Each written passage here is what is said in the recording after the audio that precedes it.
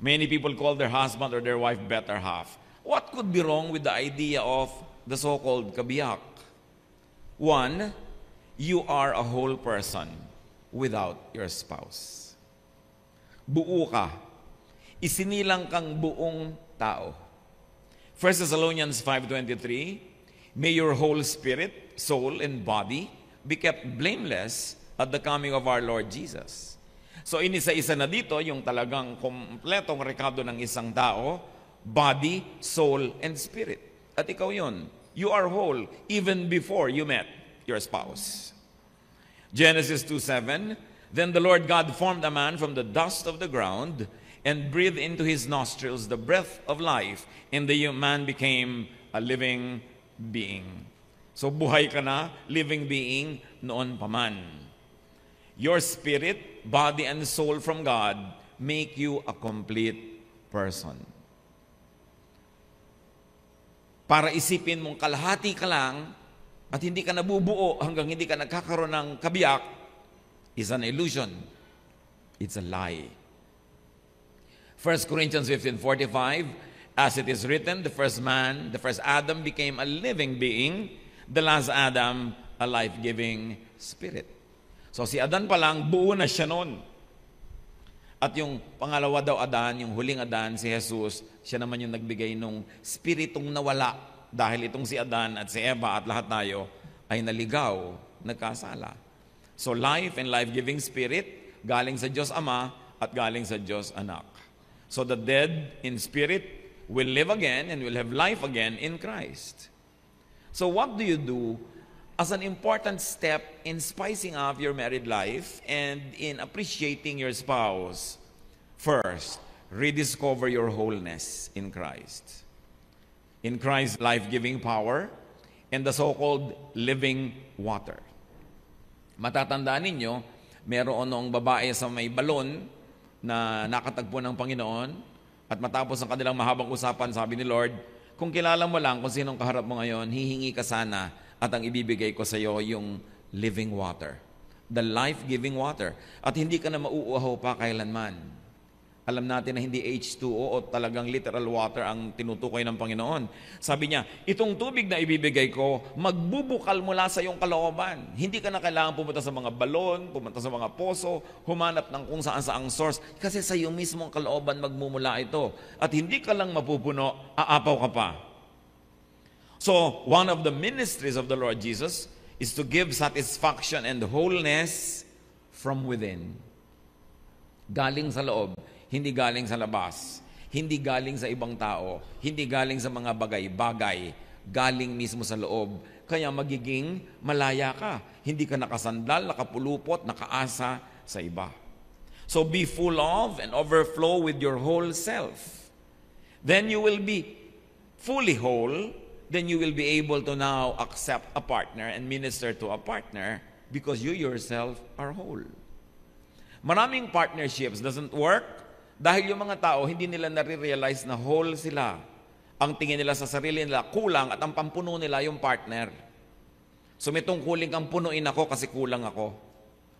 Ang nangyayari tuloy, lagi lang nabibigo dahil hindi na nang nagaganap. So, want a partner to have someone to give to, not to have someone to take from. Pagka nabuhay ka sa illusion na, I want to have a husband or a wife to complete me. Ibig sabihin, kailangan ko ng tao para ko siya kunan at ako'y punuin. At pag pumasok ka sa marriage, sa gano'n ng expectation, wala akong pera, kailangan ko magkaroon ng asawa na maraming pera o kumikita ng malaki. So nag-asawa ka para may magbigay sa'yo. Lumaki akong hindi minamahal ng mga magulang ko, kailangan maghanap ako ng magme-make up for that loss. Kailangan may magmahal sa akin. Lugi ako noon, ang hirap-hirap ko, kawawa ako, api-api. Kailangan ngayong may tumangkilik sa akin. Papasok ang tao sa pag-aasawa na ang inaasahan makahuthot mula sa kapwa at mapuno ang sarili niya, kaya you are, what? Designing destruction for yourself. It is not good for a man to be alone, sabi ni Lord. Ibig sabihin, one of the many beautiful meanings, it's not good for a man who is whole, who is full of love, to be alone with no one to give it to. Hindi ibig sabihin that this man is lonely, kailangan may magpasaya sa kanya. This man is insufficient, kailangan may pumuno sa kanya. But because Adam was whole and full, sayang naman kung wala siyang mahalin. Sayang naman kung walang maging object yung kanyang perfect creation. Hindi yung sayang naman walang source of love, so bigyan. Jesus is the Spirit, the living water, flowing from within. Sa Kanya tayo kukuha ng kulang. Sa Kanya tayo kukuha ng love, ng understanding, ng support, ng kaliwanagan, ng pagmamahal, na walang patakarang pagtanggap. Kay Jesus yun. Pag hinanap mo yun sa iba, mabibigo ka. Kaya maraming mag-asawa, bigo. Sabi niya, yung ine-expect ko, hindi nangyari. Diba? Akala mo magiging inspirasyon ang buhay mo, yung palalagim pagkatapos ng mga 3 buwan. Kaya, kasi pumapasok ng hindi naiintindihan ang sarili, hindi naiintindihan kung bakit siya nag-aasawa. What is a lie? What is an illusion? What are the demons that plague our lives? Yung I am incomplete, therefore you complete me. I am a missing rib, find me. Or, I have a missing rib, where are you? Sabi daw nila, a man doesn't find completion until he finds his missing rib. That's hogwash. Drama. Dahil talaga ba, pag nagkaroon ka talaga ng asawa, magkakaroon ka ng completion? Ang dami-dami naghihiwalay, nagkakagalit, o kaya pinagtitiisan na lang yung kasal nila, alang-alang sa mga bata. So, yung expectation mo na pupunuin ka ng ibang tao must be corrected. Cast out your demons so you could be whole, healthy, and autonomous. Sa Mark 16:9, Jesus had forced 7 demons out of Mary Magdalene. Maaari ang literal reading nito, talagang mga 7 demonyo pinalayas, masamang espiritu lumayas ka sa kanyang katawan. Pwede yon. Pero meron ding pwedeng malalim na reading yan. Demons that plagued the life of this woman. Attitude, emotional wounds, illusions, expectations, search for completion, trying to look for it from other people and other things. At nung natanggap siya ng Panginoon, siya'y minahal, naturuan, na-realize niyang ang Panginoon ang kailangan niya, napalayas yung mga demonyo sa buhay niya. At dahil doon siya'y sumaya at hindi na humiwalay sa Panginoon, sumama na katulad ng napakarami mga followers. Because sabi nga ng Panginoon doon sa babae sa balon, the living water will come from within. In marriage, you are the other half, not of a person, but of a partnership. Kabiyak ka pa rin. Pero hindi nung tao, kasi buo siyang tao. Kabiyak ka ng partnership na ito, ng korporasyon na ito, ng relationship na ito, ng physical, social, and legal union. Kabiyak hindi ng isang tao dahil buo siya at buko ka rin bago kayo pinakasal. Kabiyak kundi isang partnership, layunin. Kabiyak ka ng adhikain, kaibiyak ka ng isang entity, isang goal. Pareho kayo ng goal, pareho kayo ng gustong marating, pareho kayo ng gustong mangyari sa inyong mga buhay. Kaya napakaganda pa ng isang tawag sa mag-asawa, kaisang dibdib. Dibdib being a symbol of the puso, layunin, mithiin, gustuhing mangyari sa buhay. Kaya kayo magkaisang dibdib, magkabiyak kayo sa pangarap, magkabiyak kayo sa mga layunin at gustuhin sa buhay, magkabiyak kayo sa ministry, sa paglilingkod sa Diyos. Yun ang magkabiyak.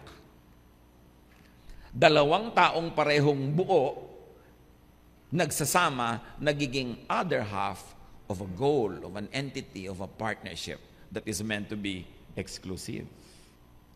Matthew 19:5-6. A man will leave his father and mother and be united to his wife, and the two will become one flesh. So they are no longer two, but one flesh. One flesh suggests sexual exclusiveness, not loss of individuality, uniqueness, and personhood just because you got married. It's about partnership in enterprise, sealed by a commitment to sexual union and sexual exclusiveness. And that symbolizes and cements the oneness.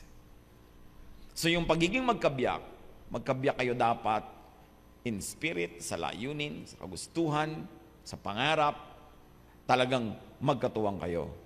Pero hindi pwedeng kabiyak siya ng personality ko, yung wala sa akin ilalagay niya.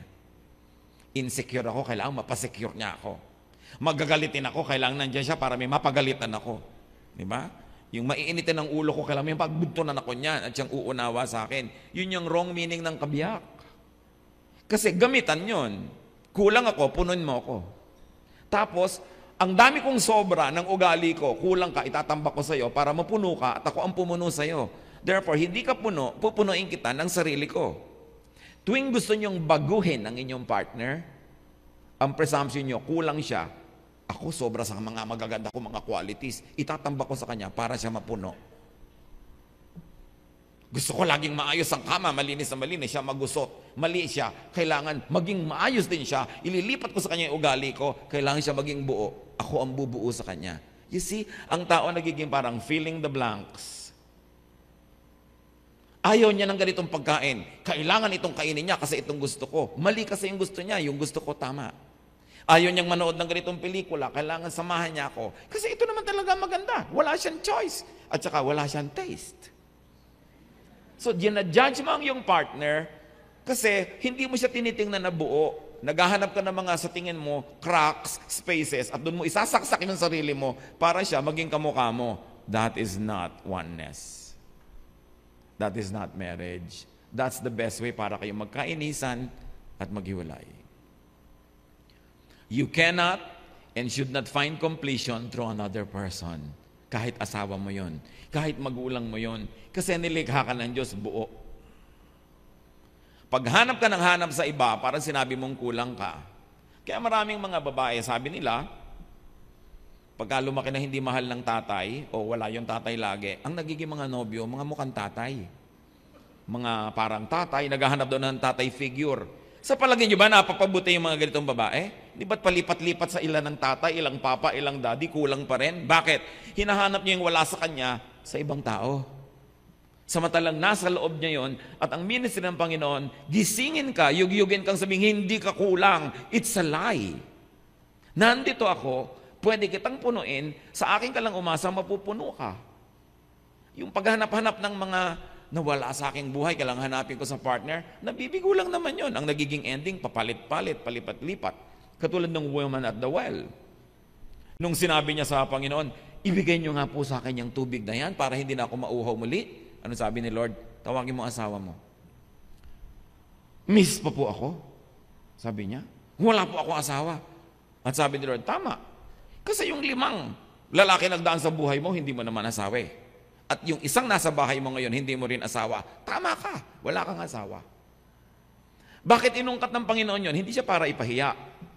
Ang gusto na pala ng babae, yung water na hindi nauubos, gustong ipakita ng Panginoon, akala mo nasa lalaki ang buhay mo lagi ka nakapulupot, nakasandal. Kaya tamo, ubos din ang ubos? Hindi yan. Gusto mo talaga ng living water, alamin mo muna na hindi mo makukuha yan sa iba. Sa akin lang. Kaya inungkat. Hindi pwedeng hanapin mo ang kabuuan mo sa iba. Why not? And what are these 5 steps to trouble? Lalo sa mag-asawa, you will needlessly strain your spouse and yourself. Pag hinahanap mo na mabuo ka through that person, papagurin mo siya sobra. Gustong-gusto mo na aalala lagi ang anniversary kasi maalalahanin ka. So kailangan maalala rin niya. Pag hindi, Giyera Mundial. World War III. Naaalala ko, ba't di mo naaalala? Malungkot ako. Dapat naaalala mo yan kasi gusto ko yan. You see, naaalala mo pala, di paalalahanan mo siya. Hindi masaya yung mga babae sa sinasabi ko. No? Kasi gusto nyo talagang alala. Kasi gusto nyo maging babae yung asawa nyo eh. Hindi talaga maaalahanin sa ganon. Ngayon, mainam kung maalalahanin o kaya mag-adjust para sa kagustuhan nyo. Pero sa pag-a-adjust, siyang mag-adjust. Huwag nyong i-expect. Kasi mabibigo lang kayo, magdagalit kayo, hindi nyo man ipahiwatig yan, nagtatampo kayo doon sa loob. Yung matabangan sinigang, malamigang kape, di ba? Dahil may tampo kayo eh. Pagkasisiping na siya, pagod ako. Oh, Kasi hindi naalala yung birthday nyo, hindi naalala yung anniversary. Tampo-tampo ka, tampo ng tampo. Alam niyo yung tampo ng tampo, isa lang sinasabi niyan, kulang ako, ba't di mo ako pinuno? Kay lalaki, kay babae yung nagtatampo. Hindi naman ito lisensya para sa mga lalaki na wala nang maalala, no? Pero kailangan unawain mo yung partner mo, buo yan no, na pangasawa mo. Huwag mong ibahin. Mabibigo ka. At pag nabigo ka, may inis ka. You will fail and be frustrated. Hindi nangyayari yung babaguhin siya ng aking pag-ibig. Walang ganon. Sa sine lang yon. Pag nagpakasal ka, ang goal mo, baguhin siya, magtayo ka ng bahay ampunan. Magtayo ka ng charity work. Pero yung mag-aasawa ka, tatanggapin mo siya na buo. Warts and all. Para kayo magtagal. And then, syempre, mabibigo ka. Kasi hindi nangyayari yung gusto mo. You will foolishly blame your spouse. Ba't di ka masaya? Kasi siya, hindi ako naalala. Ba't di ka masaya? Kasi siya, ganun. Kasi siya, ganun. Babae at lalaki, ganyan yon. Hinga ng hinga sa mga kaibigan, sa mga kamag-anak. Lumalaki tuloy yung gulo, nagkakaroon ng kampi-kampihan. At pagpatuloy mo siyang laging sinisisi, you will develop resentment. Bakit ba ako nakapagpakasal dito sa pintor na to? Puro pagpipinta inaatupag, hindi kami yumayaman. Ang mga dati kong classmate, mga pinsan ko, mga may kotse na, may bahay na, kami wala pa. Kasi siguro yung napakasalan nila, mahilig gumawa ng pera. Yung napakasalan mo, mahilig magpinta. So either you change husbands, or you change your attitude. Mabuti ngayon kung yung asawa mo ang mag-isip na, papalitan ko nga ito para pasayahin yung asawa ko. Pero kusa yan, hindi yan naiutos. At hindi yan nasusustain pag inuutos mo lang. Once you develop resentment, resentment leads to all kinds of evils. Nandyan na yung hindi ka na ganadong maglinis ang bahay, ayaw mo na umuwi, ayaw mo na magpakita. Nandyan na yung nagyayabang yung asawa mo sa harap ng mga kaibigan, nakasimangot ka gano'n. Yabang niyan, di totoo. Yung gano'n. Yung mga babaeng nakasimangot habang nagyayabang yung lalaki, bitin lang yon. So totoo lang. Kasi pag masaya yon, sa umaga talaga tipit-tipitin. At pag nagyayabang ka, pumapalakpak pa yon. Diba? Kaya mga kalalakihan, pagka nagyayabang-yabang kayo ng konti, nakita yung asawa nyo nakasimangot, bitin. Kasi kaya niyang patawarin lahat ang pagkukulang niya sa buhay. Basta siya tipit-tipitin. Now, how to be a good half of the partnership? Not half of the person, ha? Whole siya, whole ka rin. But you are half of the partnership. Be a good one whole yourself. Kailangan muna you are at peace with yourself. Because you cannot give what you do not have. Most of the time, you are not able to give to your partner because you don't really have what it takes. Dahil ang dami mo pang issue sa buhay. No? Ang dami mo pang angst. Ang dami pong mga multo na dapat palayasin sa buhay mo. Kaya tuloy ang napapalayas mo yung asawa mo. Kasi nalilito ka na kung sino talaga yung bida at kontrabida dyan. Know that you are and you can be whole without your spouse. Hindi ko tinasabi na mamuhay kayo magkahiwalay, dangerously independent of one another. But what we're trying to say is don't be dangerously dependent of each other. You were not created to be dependent. You were created as a whole. No? So, this will not take the love out. It will only take the pressure off. Kailangan walang pressure. Isa pa na mission ni Lord, sabi niya, come to me all of you who are tired and heavy laden, I'll give you rest. Dapat restful ang samahan nyo. Hindi struggle. Hindi laging tension and stress. But if you have very high expectations of each other, life will be a performance. It will not be restful. Then people will find rest elsewhere. Dapat kasi payapa, tahimik. And it comes with unconditional acceptance. Develop your wholeness. Psalm 139:14. I praise you because of the wonderful way you created me. Everything you do is marvelous. Of this I have no doubt. Ano sabi? Ang ganda-ganda ng pagkakagawa niyo sa akin. At hindi yun yabang, pagkilala sa pagiging tama ng Diyos sa paglikha. So, you are wonderful.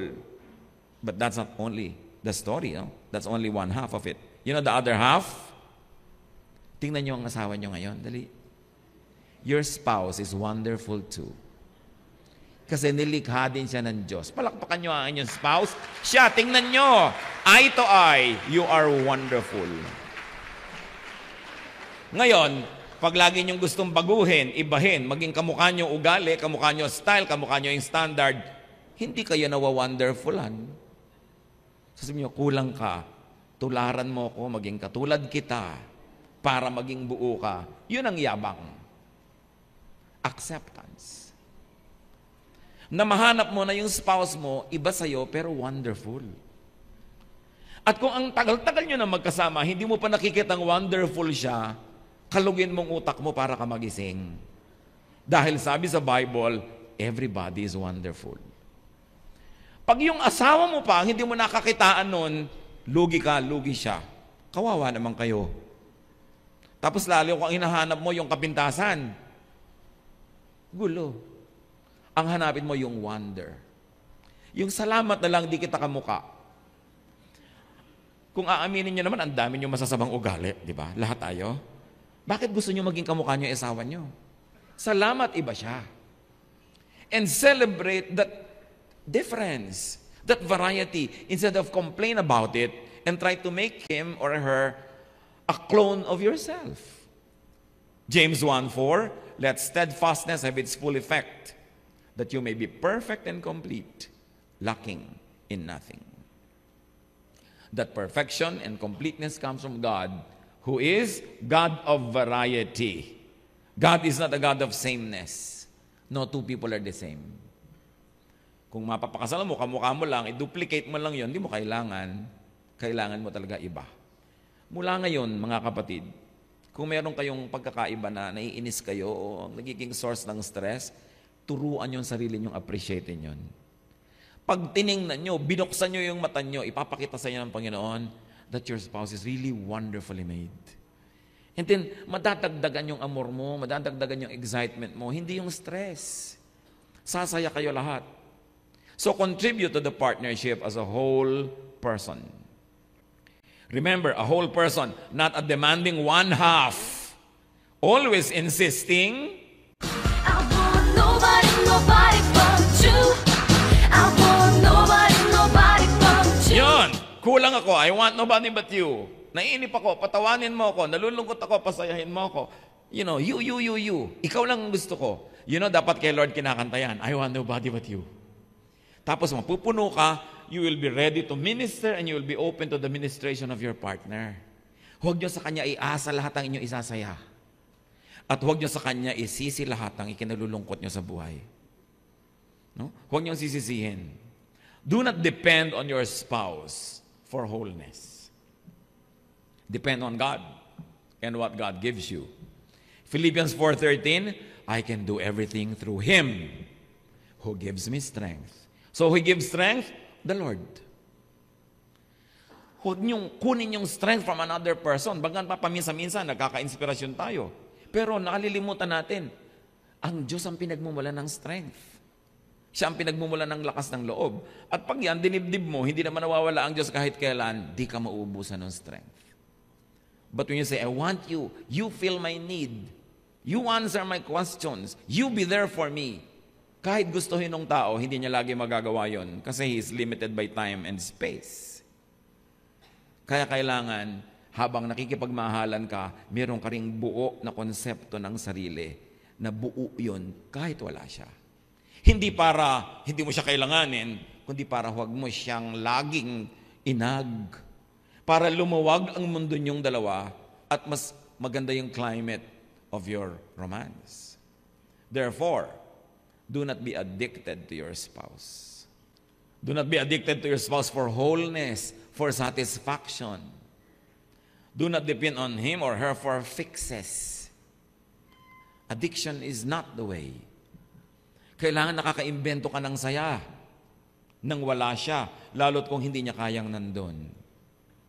Dapat nakaka-imbento ka ng ibang kalibangan kahit na siya sana ang gusto mong libangan. Pero hindi naman laging pwede. Huwag kang maging addict. Kasi pag naging addict ka, ang mahihirapan yung tao. Sobrang magiging demand mo, lagi ka rin mabibigo. What causes addiction to another person? What causes addiction to romance, to partnership? When you think that another person or romance or partnership seems to offer an answer to grave feelings of fear, need, and lack and incompleteness. Yung parang kailangan ako, kumpleto lang ako pag nandyan siya. Maa-addict ka. Ang problema sa addiction, high ka ngayon, low ka mamaya. Kasi, andyan lang yung pleasure habang nandyan yung agent of pleasure. Paano kung wala na? Di, kailangan mo na ng ibang fixes. Kailangan mo na ng mga ibang pampahay sa buhay. Kaya iba, naiinip. Bakit ka nagkakasino, misis? Naiinip kasi ko, nasa abroad ang asawa ko. Yan pala, nag-a-abroad na nga, hirap na hirap, magkakasino ko pa, lungkot na lungkot ako. Ba't di ka mo pasayahin ang sarili mo? Wala kasi siya. So ang nangyayari tuloy, pag wala siya, maghahanap na ng second substitute. Yung mga nasa abroad din, ang daming nangyayaring ganyan. Pares-pares doon abroad. O bakit? Kasi namimiss ko ang asawa ko. Paano? Sinanay mo yung sarili mo na kung wala yung asawa mo, hindi ka na nakatayong puno. Para kang baging, kailangan mo lagi ng balag. Kailangan mo lagi ng pupuluputan. Paano kung wala? Hindi pupulupot ka kahit kanino lang dumaan. Mahirap yung dependent ka on other people. Yung sinasabi natin ito na emotional autonomy is not to declare to your partner, I don't need you. Pero dapat meron kang sariling matigas, matining na gitna, na loob, na center. Nandyan siya o wala, nakatindig ka. Pero mas masarap na nandyan siya. Kasi nasisira yung pagkatao mo pag sobra kang addict sa iyong partner. This expectation is doomed to fail. Because one derives a sense of selfhood, wholeness, meaning and value, and strength from outside of themselves. Hindi pwede yun. It's an externally derived sense of identity. Sa Spain nga, ang mga babae doon, kahit nag-aasawa, they maintain their family name. Halimbawa, ikaw si Mercedes Santos. Ikaw pa rin si Mercedes Santos, pinapakilala ka, Mercedes Santos. Pag gustong sabihin yung asawa mo halimbawa, De La Cruz, ito si Mercedes Santos de La Cruz or de Vega. Ganon. Hindi nawawala yung identity nila. Hindi ko sabing ganyan ang gawin nyo, but it's an example na you maintain a little bit of yourself so that you are ready to give, not always to ask. Yung iba naman, ang sense of meaning nila, wealth. Kaya pag hindi sila wealthy, parang wala silang sense of meaning. Title or position, power, image, looks, approval of others, admiration of others. Pag wala yun, parang wala nang kwenta yung pagkatao nila. Magkakamag-anak lahat yan. Things and people outside of you that you depend on for your own meaning, you've got to declare independence from those because you are dependent only on God. Ang mga taong ibinibigay sa atin, dagdag, pero that they are not meant to replace the position that God has in our hearts. Kaya nga lagi ko sinasabi, dapat ang Diyos ang number one sa buhay ng mag-asawa. Hindi yung misis, hindi yung mister. And sa mga misis nagre-reklamo, it's okay, number 2 po ako. Alam mo, pag number 1 ka, pwede. Pero pwedeng may number 2, number 3, number 4, number 5. Pero kung number 2 ka lang, dahil number 1 ang Diyos, wala nang number 3. Dapat goal maging number 1 ang Diyos. Kaya priority ng mag-asawa to keep themselves together is always worship God together, to grow spiritually together. Because as long as God is the center of your life, you will be whole. You will be full. It's a goal. Pag sobra kang umaasa sa asawa, stressful. Meron pang ayaw kumain pag wala pa yung asawa. O bakit hindi ka pa kumakain? 10 na kasi iniintay kita eh. Either talagang napakalabing ng babaeng ito o na mamanipulate. Kailangan makauwi ka ako, hindi mamamatay ako sa gutom. Hunger strike yun. Di ba? Yung kaya tuloy hirap ka na, darating ka para lang makakain na siya. May pressure. Di ba ang sarap nung hindi mo pinapressure pero nandyan? Kasi gusto, hindi dahil para wala na lang away. Yung mga ginagawa para wala na lang away, natutuwa ka pero ang babaw nun, Mas malalim yung kaligayahan mo pag isinusukong kusa, ibinibigay ng kusa without your demand. Napakahalaga na magkaintindihan kasi yung 20, 30, 40 years ang mag-asawa, they quarrel about the same things as if they were married last week. Yan ang dapat kantahan ni Gary Valenciano ng Di na natuto. Sa inyo ang premyo. Di ba? Hindi na natuto. Na yung mag-asawa, magkaaway na naman kayo. Lumang-luma na yung pinag-aawayan nyo. Hindi nyo na maayos. Ayaw naman maghiwalay. So dapat ayusin. Yung search ng meaning outside of yourself causes overdependence. Possessiveness. Siyempre, pag nakaasa ka sa isang tao sa meaning, you become possessive because you protect the meaning na nakukuha mo sa kanya. And because of that, you become jealous. And jealousy, of course, is because of fear. Fear of losing. So yung taong sobrang magmahal, ang kakambal ng buhay niya lagi, takot. Takot na maagaw ng iba yung minamahal niya, o kaya agawin ni kamatayan. Takot na takot kang mawala siya. So lagi ka nalang takot. Bakit ka pa nagkaroon ng love, binigyan ka ng Panginoon ng mamahal at magmamahal, ang buhay mo, puro takot na lang. Pag wala siya, siguro may kasamang iba. Pag ginagabi, siguro ganyan. Kahit nasa banyo siya, bulatlat ka ng bulatlat ang wallet, ang mga cellphone, naghahanap ka ng mga ebidensya, kung yung takot mo ay totoo. It can happen. Sayang naman, ang iksi-iksi ng buhay, pupunuin mo ng tension and fear. And when you're already fearful, you become irrational. Kahit wala ng multo, nakaka-imbento ka na ng multo, mamaya yung kainan nyo, naging awayan na. Although mga babae, syempre, kung minsan pag may kutob naman kayo, totoo yun ha. Kaya kailangan nakikinig din kayo sa kutob. Yung nagagalit pa yung mister nyo, naku, nagagalit-galit na lang yun para huwag matanong. Di ba? So magtanong kayo, right nyo yun. Pero ang mahalaga, huwag kayo maging irrational. Huwag yung parang wala ka ng buhay pag nawala siya. Kaya siya yung lalaki, kaya siya yung babae. Kasi aasa ka ng gusto. At pag nakasandal kang todo sa isang tao, di ba nangangawit siya? At pag nangangawit siya, anong gusto niya? Pahinga. Mapapahinga lang siya pag nawala ka. So anong gusto mo? Wala ka. O malayo sa'yo kahit sandali, makapagpahinga. So nakakapagod ka bang kasama? Mga misis, tanong nyo nga sa mister nyo, nakakapagod ba akong kasama? Sige na, dali. Huwag mo na kayo sasagot mga mister, baka may mag-away pa. O mister, magtanong kayo sa misis nyo, nakakapagod ba akong kasama? Yan ang importante yung tinatanong. Pero alam nyo, mga kapatid, kung may pakiramdam kayo, di nyo na kailangang tanong yan. Dapat kayo magtanong sa sarili nyo, manalamin kayo, nakakapagod ba akong asawa? Di ba yung, wala na ba akong tigil ng ka-expect, kada-demand, na maging tulad ko siya? Pero 20 years na namin pinagtatalunan to.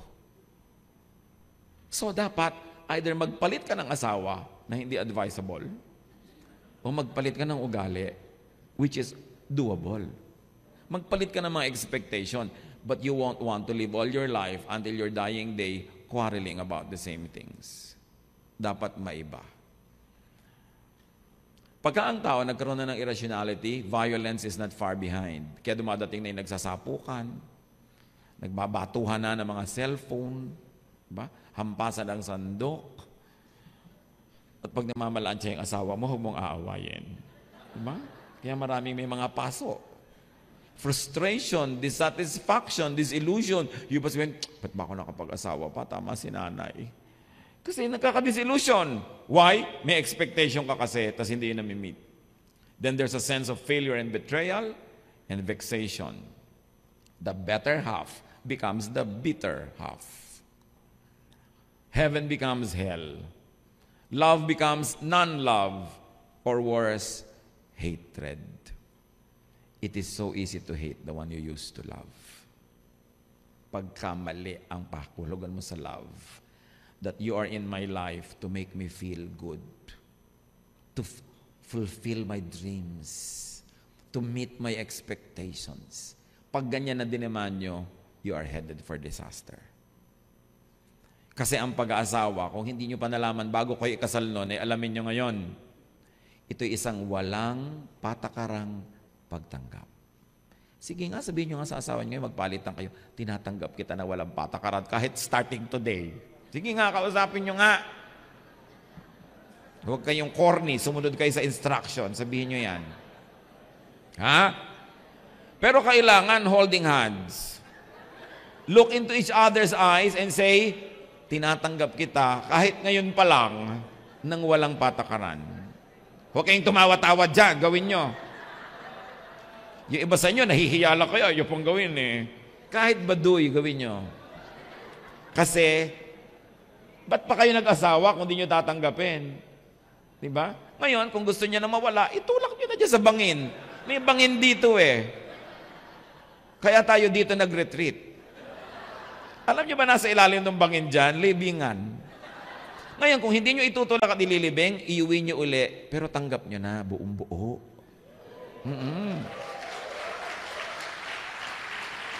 Kahit na tuwing hihiga siya, nalulukot ang buong kama, di bali na.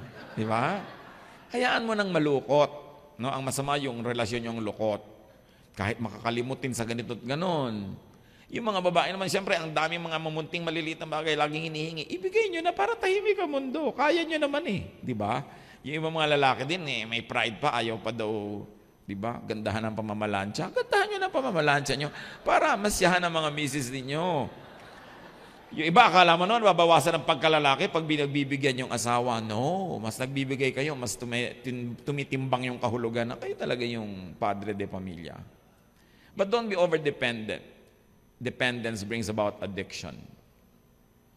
And the cycle will just keep repeating. What are the deeper reasons for addiction? At ito, addiction sa tao, addiction sa bagay, addiction sa drugs, sa mga bisyo. People become addicts because they derive their identity from a bruised, wounded, deprived past, from a nagging need and want. Nagiging addict ang mga tao pag meron silang victim mentality. I was a victim. Marami kong kulang nung araw, kailangan punuin mo yan ngayon. Then, maa-addict ka doon sa nagbibigay sa iyo ng pleasure na yon. At pag na-addict ka na, sasakalin mo na siya, dadaganan mo na, pipilitin mo na, pupuluputan mo na hanggang kumulagpo siya dahil na sasakal na siya. Kaya it doesn't work eh. This state is a living present hell that people need to be saved from. You are not your past. You are your present. So huwag nyo nang dalin sa today lahat ng mga hinagpis, lungkot, galit nyo sa mundo nung araw. Kasi ang tendency, ang gagantihan nyo, yung katabi nyo. Yung kapartner nyo. Yung walang kamuang-muang sa mga nangyari sa inyo nung araw, tapos siyang gagantihan. No. Kaya ang itinuturo sa atin ng Biblia, forgive. Lahat ng mga atraso sa inang nakaraan, patawarin mo na. Huwag mo nang bitbitin hanggang ngayon. Kasi pag ang dami mong dala, yung asawa mo, mapipilitan kang tuwangan at tulungan, pati siya mababago. Dapat bitawan yung mga emotional baggage. Yung mga galit mo ng araw sa nanay mo, sa tiya mo, sa stepfather mo, stepmother mo, sa kapitbahay niyo, may sungit, sa tita mo nangungurot. Lahat yan, huwag mong iganti sa iyong asawa.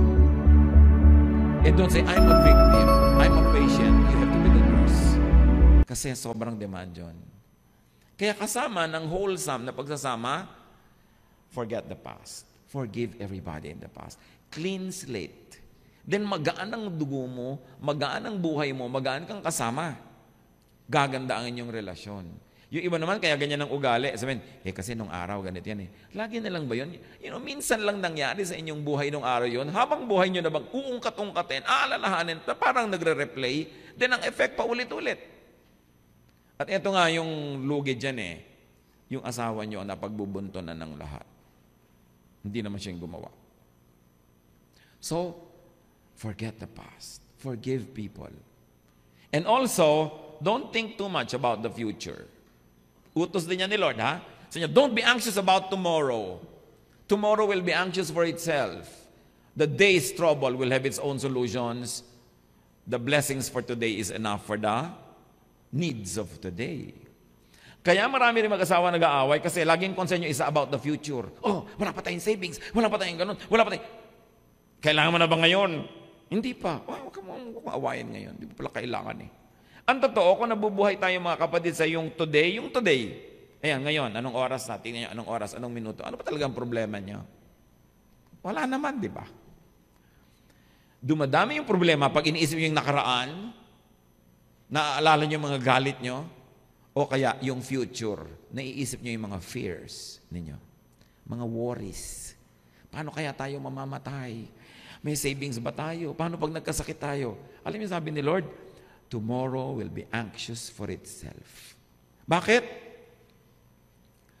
Kasi bawat problema may kasamang solusyon. Bawat north may south, bawat west may east, bawat up may down, bawat cold may hot. Lahat may kakambal. So ano kakambal ng problem? Solution. Pag walang solution, hindi problem. Tanggapin nyo. Hindi problem yan. Huwag yung solvent kasi wala palang solution. Pero pag problem, may solution. Eto ngayon, yung problem nyo bukas palalabas yung kakambal na solusyon. Hindi ngayon. Kasi wala pa siya eh. Pero pag fast forward nyo yung problem bukas, iniisip nyo ngayon, hindi nyo naman makita yung kakambal na solution. That's why you worry. Kaya ang tanong ko, may problema ba kayo ngayon? Paano kaya ako mamamatay? Saan ako ililibing? Patay ka na ba? Hindi. Sigurado pag namatay ka, may maglilibing sa'yo. Huwag mong problemahin yon. Di ba? Mangyayari at mangyayari yon. Bakit ko ito inuungkat? Maraming away ng asawa tungkol sa future. Paano ihuhulugan natin next month? Next month na ba? Hindi ko sinasabi huwag kayong magplan o magtrabaho. Because if you do your today well, tomorrow will take care of itself. Just do your work well now. Just live well now. Huwag mo fast forward yung mga problema, tinatambak mo sa asawa mo. Meron pa, pag nag-asawa ko, namatay ako, mag-aasawa uli. Pati ba naman yung sinasakop nyo pa? Hihilahin kong paa mo pagka nag-asawa ka. Sasama ako sa honeymoon. You know? Pagka ganun kayo, anong inaasam nyo na katahimikan sa buhay na ito? Live for today. Do it well, tomorrow will take care of itself. And not only that, God will be there tomorrow. So, huwag nyo nang pag-aawayan at uungkatin yung tapos na. Pwede ba? Magsumpaan kayo ngayon. Sige. Yung tapos na, wala nang ungkatan. Dali, hindi ako tutuloy pag hindi kayo nagsusumpaan na ganyan. At dibdibin nyo, ha? In your own words. At siyempre, alam nyo kung anong tinutukoy nyo na nakaraan, ha? Kanya-kanyang nakaraan yan eh. So, dapat mo, wala nang ungkatan. Sige nga, I'll give you some time. Say it. Huwag, teka, magkali naman tayo. Huwag nyo sabihin, huwag mo nang uungkatin yung ako, ha? Ikaw sabi mo, ako hindi na uungkat. Yun, ha? O sige. Hindi utos ito. Volunteer, walang ungkatan. Go! Pero wala na ring ulitan, ha? Dapat wala nang ulitan. Walang ungkatan, walang ulitan. Okay? Ha? Deal? O deal? Pag hindi naman, sayang naman yung katatayo ko dito, gininaw na ako, tapos yung pala, wala ring effect sa inyo yan. Kailangan walang ungkatan, walang ulitan. Diba? Tapos ito, so hindi nyo na pag-aawayan yung nakaraan, di ba? Ha? Promise? Huwag nyo rin pag-aawayan yung future dahil wala pa. Pag dumating na lang doon, tas saan yung problema, hindi na tas doon kayo mag-aaway. Pero wala pa ngayon, huwag nyo pag-aawayan yung future. O sige, magsumpaan kayo. Dali. Walang pag-aawayan na future. So ngayon, tatanungin ko kayo, right now, while you're seated together, meron ba kayong problema? O, so wala kayo dapat pag-aawayan. Bukas, marirepeat yung today. Kasi yung bukas lang ang haharapin nyo pag nandun na yung bukas. Kakalimutan nyo rin yung ngayon. Kakalimutan nyo sa makalawa pa. Yun ang tatahimik ang buhay. Yun ang sabi ni Lord, no? Salvation. Salvation from the past. Salvation from the oppression of the future. Live for today. That's why the Lord says, today is what is important. Pag kayo nabuhay for today, ang daming mawawalang bigat sa inyong buhay. At bakit nyo dapat alisin? Kasi habang hindi nyo inaalis, dinadagan nyo rin naman sa partner nyo yon, hindi nyo rin sosolohin. Kaya gumugulo ang buhay. Identify yourself with the blessings of today, not with the deprivations of yesterday, and not with the concerns and worries of tomorrow. Kailangan, because identified wants and deprivations of the past, people tend to look for the answers in their partners. They search for their missing rib. Nagiging rip-off tuloy. And then they search for that soulmate. Nagiging checkmate ang buhay. Kasi hinahanap mo yung soulmate. Ano yun? Wala yun. Yung sarili mo, ang soulmate mo, kasi ikaw ang dilikha ng Diyos na buo. Huwag kang maghanap na maging shot, ikaw, match na match. It's a lie. Huwag kang maging sobrang romantic at madrama. Don't seek completion because it's unending and the demands are very high. Completion is in God. So, anong dapat natin gawin? Naghahanap ka lagi. When you always look for the answer to your partner, don't forget that your partner could also be looking for an answer. So nobody will answer anybody. Magiging ka lang selfish at gagamitin mo siya for your ends. What is the result? When you're addicted to someone and you want someone to please you want to change one's character. You know, wanting to change one's partner. Kung gusto mo siyang palitan, papalitan mo siya. No? Gusto mo siyang palitan mo yung ugali niya. Pwede mo bang palitan ng isang tao? Anong sabi ni Karen Carpenter? If what you want isn't natural for me, I won't pretend to keep you. What I am, I have to be. The picture of perfection is only in your mind. For all your expectations, love can never be designed. We either take each other for everything we are, or leave the life we've made behind and make another start. You've got Tingnan nyo ang asawa nyo habang kinakanta nyo. me for what I am, for simply being me. Don't love me for wanting to intend the hope that I will be. And if you're only using me to feed your fantasy, you're really love. So let me go. I must be free. Oh, di ba? May threat. Veiled threat yan. Kung ginagamit mo lang ako, fantasy mo lang ang pinapasaya mo, wag na lang. So, walang patakarang pagtanggap. Everything or nothing. Hindi pwedeng tailor-made.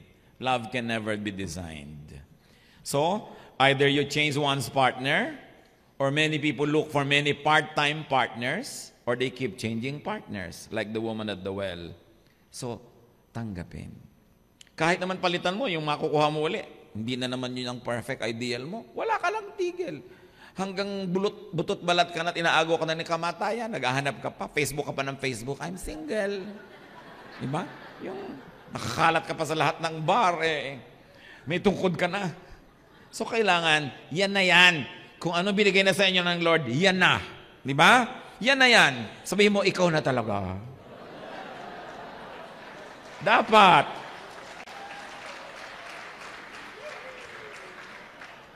So, what needs to be done to be a good spouse is to get saved from the past through the forgiveness of others and of self. Yun ang binabanggit natin kanina pa. You need to get saved from identification with your past or your trauma, the trauma of your body and soul. And you've got to realize wholeness in the spirit through enlightenment. Pag puno ka ng Diyos, puno ka ng Espiritu, punong-puno ka ng pagpapatawad, punong-puno ka ng pagbibigay, hindi pag-e-expect, hindi selfish cravings. So accept your spouse unconditionally. As a person, as an identity, not as a filler. Hindi siya filler ng mga blanks mo. Siya ay buong tao. Not as someone incomplete, natatambakan mo ng mga excess baggage mo at pupunuin mo siya ng sarili mong character. Siya ay unique. Colossians 3:18-19. Wives, submit yourselves to your husbands as is fitting in the Lord. Husbands, love your wives and do not be harsh with them. Akala ng mga wives, ang bigat na pinunuro sa kanila, submit. Mas mabigat sa husband, love. Pero pareho yan, isa lang ang premise. Acceptance. Because you cannot submit to someone you don't accept. The reason why some of you cannot submit your husband, you don't accept your husband. Paano ko magsasubmit? Mas matalino ako sa kanya. Paano ko magsasubmit? Mas magandang diskarte ko. So, hindi mo ina-accept siya. Yung mga iba namang husbands, kaya nagkakaproblema with the wives, you don't love. Love. Ang laki ng hinihingi sa mga kalalakihan to love. Because you can submit without loving. Di ba? But when you truly love, you also submit. So, mas malaki ang pananagutan ng lalaki to make it going and to keep it going. Do not make your spouse another you. Do not make your spouse a projection of your ideals, an executor of your illusions, a filler of your empty cracks. Kasi, hindi ka naman talaga empty. At paano mo siya gagawing filler? Buo rin siya, hindi naman siya pira-piraso. So, kailangan buong pagtanggap. When you don't accept your spouse fully, you'd only become judgmental. You know why some of you become judgmental of your own spouse? Because you don't accept the person. And when you're judgmental, you become unhappy. When you're unhappy, you become demanding and complaining. And you also provoke your spouse to be the same. A vicious cycle begins. Everybody loses. Kaya sabi sa Ephesians 5:21, submit to one another. Hindi lang yung wife nagsasubmit sa husband. Husband din submit to wife. Submit to one another out of reverence for Christ. In other words, yung submission, hindi naman pagsuko, bigayan. Pagbibigay. So nagbibigay ka kung kaya mo ngayon. Marami kang powers ngayon, ikaw ay magbigay. Bukas, wala siya. Siya naman ang pagbigyan mo. Bigayan. Submission kasi hindi pagpapaalipin, pagpapaapi, pagpapakawawa, pagpapakahamak. No! Pagbibigay. Submission of your ego to another. O sige, pagbibigyan kita. Body language naman will tell you na, hindi ko kaya magbigay ngayon, pagod na pagod ako, punong-puno ako. So ikaw nang pagbibigyan ko. Bukas ako naman, bigayan. Yan ang mahalaga. Always put God in the center of your partnership. And you cannot be wrong. Put the spirit of your spouse, which comes from God, as priority for you. No? Two one-half persons cannot make a one-whole person. Hindi magmamatch.